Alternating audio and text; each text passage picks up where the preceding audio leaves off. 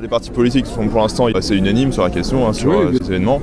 Est-ce que dans les jours qui viennent, vous n'avez pas peur que certains partis reprennent un peu cet événement et le réutilisent d'une façon qui ne vous plairait pas ? Il y a évidemment un risque évident de récupération de cet événement par les forces les plus réactionnaires à l'œuvre dans ce pays. Bien sûr, tout le monde le sent, tout le monde le sait.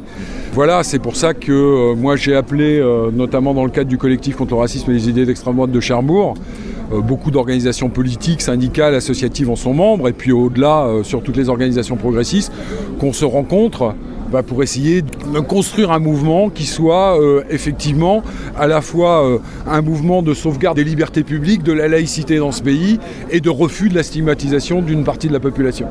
Voilà, c'est ça qu'il faut construire pour le vivre ensemble dans la laïcité, en dehors de toute crispation ou de toute thématique du choc des civilisations. Est-ce que vous avez prévu d'autres actions donc en réponse à ça ? On se voit lundi. Le collectif contre le racisme a une initiative samedi prochain autour de la question de la place des étrangers en France.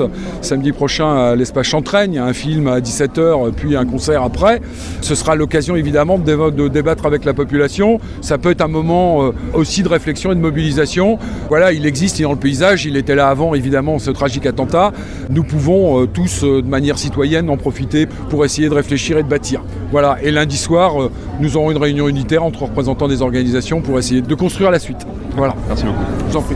D'après la police, plus de 700 personnes étaient présentes lors de ce rassemblement en face de l'hôtel de ville de Cherbourg. Donc, évidemment, ce rassemblement ce soir n'est pas le dernier. Je pense que le choc que la société française vient de subir, le vent mauvais qu'on sent monter depuis très longtemps dans ce pays et qui ne manquera pas de surfer sur ces événements, impose à tous les progressistes dans ce pays de bâtir une réaction à hauteur.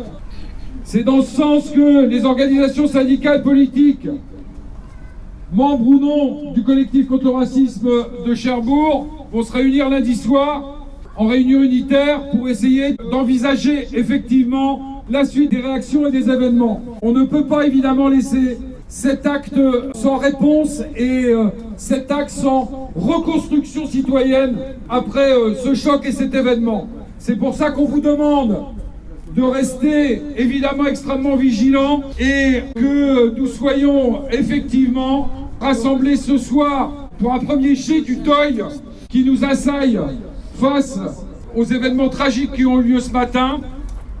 Ce mouvement, cette spontanéité est extrêmement importante et maintenant il va falloir construire quelque chose dans la durée.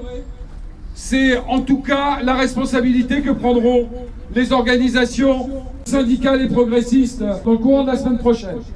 Voilà, pour l'instant, je voudrais repréciser que selon les règles établies dans ce pays et selon les règles républicaines, ce rassemblement est maintenant disloqué. Merci beaucoup de votre participation et à plus tard dans la rue.